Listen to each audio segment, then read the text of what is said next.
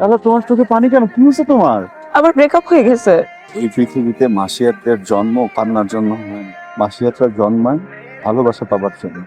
আমি তোমার জন্য। তুমি আমার জন্য সবকিছু করতে পারো, তাই না? এতদিন আমি ভাবতাম তুমি আমার জাস্ট ফ্রেন্ড, বাট আজকে থেকে তুমি আমার বেস্ট ফ্রেন্ড। তোমার হাতে কি?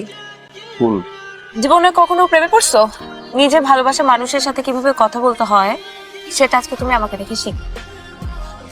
আমি তোমাকে অনেক লাইক করি, কিন্তু আমার মনে হয় আমার এই লাইকটা আস্তে আস্তে ভালোবাসায় পরিণত হবে।